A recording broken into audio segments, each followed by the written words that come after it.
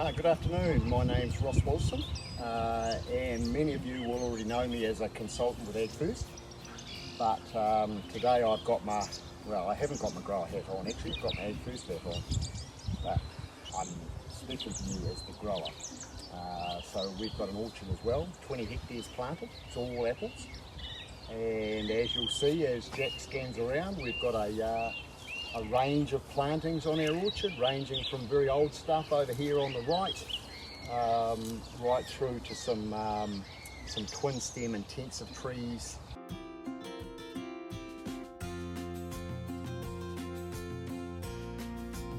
Anyway, the reason for this video is to focus in on one block of trees on Sunpeach Orchard. It's a block of envy.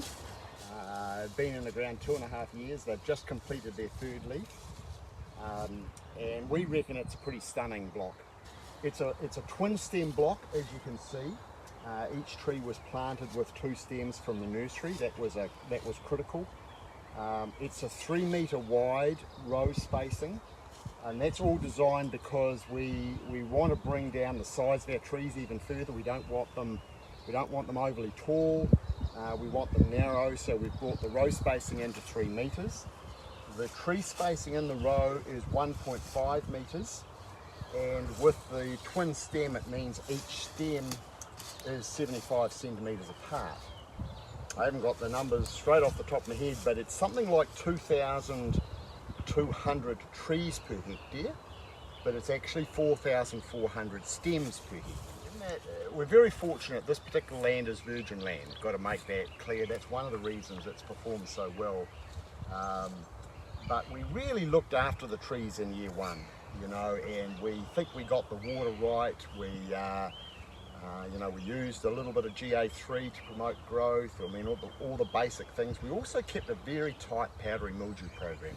Okay, so if you get your spacing right, and you've got the variety right. One of the good things about envy, of course, you all know it grows a very big apple, as you can see. This last year, 300 gram apple, so you don't need too many of them.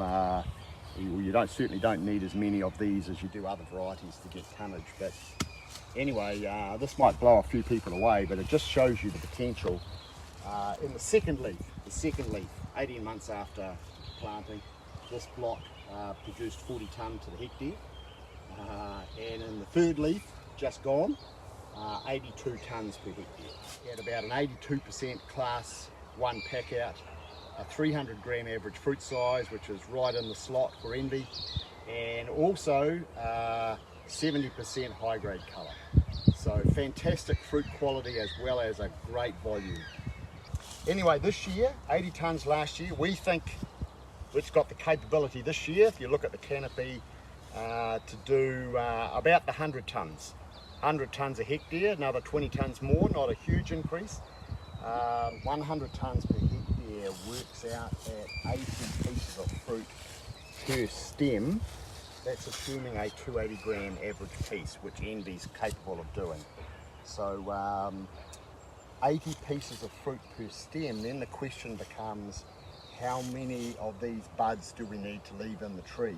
With a tree of this age, with still a lot of 1 year wood in it, I think I'd be happy with it being somewhere around 1.5 to 1.7 buds per fruit. So that's what we're targeting. Now we've got to try and prune the trees to get the best buds that we can in the tree to grow the best possible fruit. So now we'll have a go at doing some pruning. What we've identified in this block is the tops of the trees are really doing really nice quite naturally. So there's very little that we have to take out of the top. All we'll be doing in the top is identifying the branches that are too steep, that are unlikely to come over with fruit weight. That's a branch there that's very steep, unlikely to come over with fruit weight, so we'll be removing that. This is the sort of branching in the top that we're trying to encourage, this nice flat branching. In the tops, we're largely removing the very steep branches, and that's largely going to be it. Our biggest issue this year is in the bottoms of these trees, and in this particular tree, there are a lot of branches in the bottom of the tree. We believe we've just got too much clutter in this part of the tree. The light environment's not good enough, and we've got to open this up. So when we look at this tree, the decisions we've got to make is of this clutter of branches here.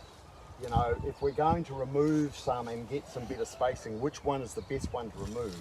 Now remember, this is at a tight row spacing. It's only 3 meters apart, and it's only 0.75. So we're looking to carry the smaller wood, not the bigger wood.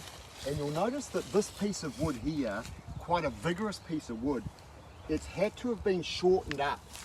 This cut was done last season to actually enable tractor access. Now, if we leave that piece of wood in, the vigor on the end of this branch is just going to get stronger and stronger and stronger. So I'm much better in to leave these weaker units. So this cut, that one there for me, is a remover. Now, if I look further in this branch, I've got a reasonable branch here. These are all quite high quality branches. And this one here, if you see it, this one is very, very pendant and become very, very weak, and there's a better branch sitting over the top. So I'm going to remove that little pendant one. The same with that little pendant one in there. You know, that sort of fruit on a very pendant branch like that's not going to be very good. So I'm removing the very, very strong one and the very, very weak ones. I'm tending to leave the branches that are the sort of middle caliper, and they're all in their own space. And then I've got to make a decision. I've got to be able to tell my pruner, is having 1, 2, 3 branches in the same place too much, and is that going to enable me to colour the fruit on that particular branch? I'm going to leave that decision until the very end, because that's getting down to the marginal stuff.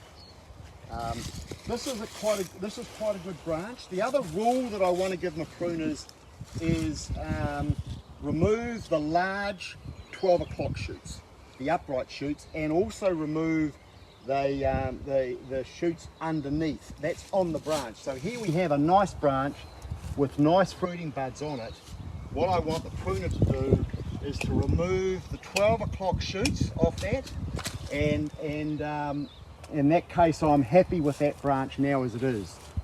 Here in the upper tree I also have a rule that we've had no more than 1 branch coming out of the leader at one place. So here's a classic where they're all pieces of 1-year-old wood, all come from a cut. I'll remove the steep ones and leave the flat one. And this being envy, you'd be surprised, put 3 apples on that, each at 280 or 300 grams, that will roll down into that position next season. That's too steep.